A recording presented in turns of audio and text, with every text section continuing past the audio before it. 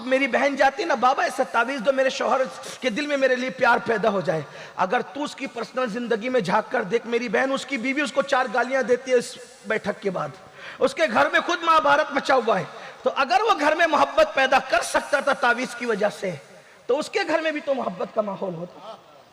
अगर वो तुझे रिस्क दिला सकता था तो 50 रुपए का तावीज़ लेकर के क्यों बैठता दीन बेचने के लिए?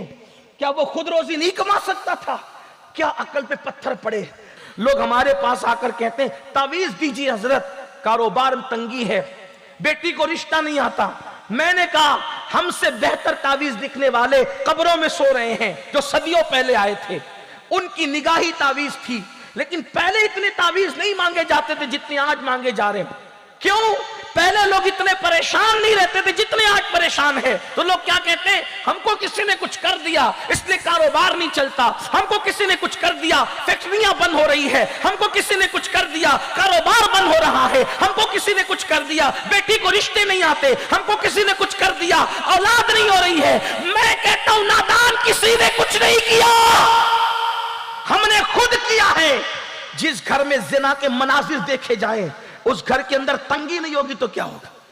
अगर फैक्ट्रियां बंद हो रही है तो किसी ने कुछ नहीं किया, हमने अपने हाथ से अपने पैर पे कुल्हाड़ी मारी। जो कौम खुदा की नाफरमानी करती है अल्लाह उसकी रोजी को तंग कर देता है। अल्लाह ताला उस कौम को तंग कर देता है, उस पर रोजी तंग कर देता है। लोग कहते हैं हमारे घर में ऐबी बच्चे पैदा होते हैं। मैंने कहा 2 वजह आई हदीस में ऐबी बच्चे पैदा होने की।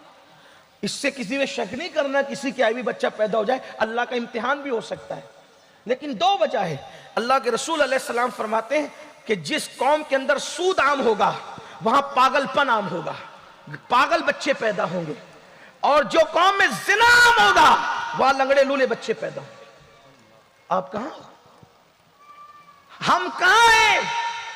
क्या आपने जादूगरों को खुदा से ज्यादा पावरफुल समझ लिया?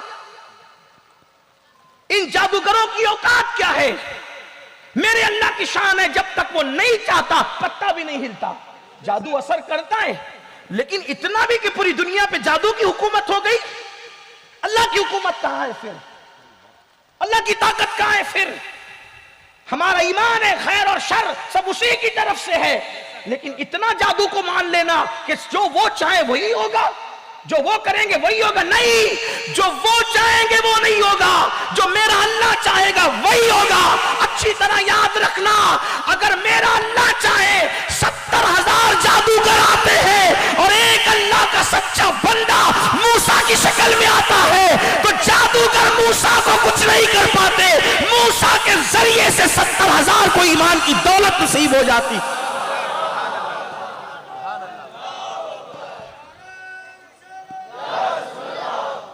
अपने घर की मुसीबतों का जायजा लेने के बाद अपने आमाल का भी तो जायजा लो, अपने अमाल का भी तो जायजा लो। और फिर जब लोगों के पास जाते हो तावीज लेने, फिर तावीज का धंधा करने वाले तुम्हें तबीयत से लूटते हैं। कुदरत की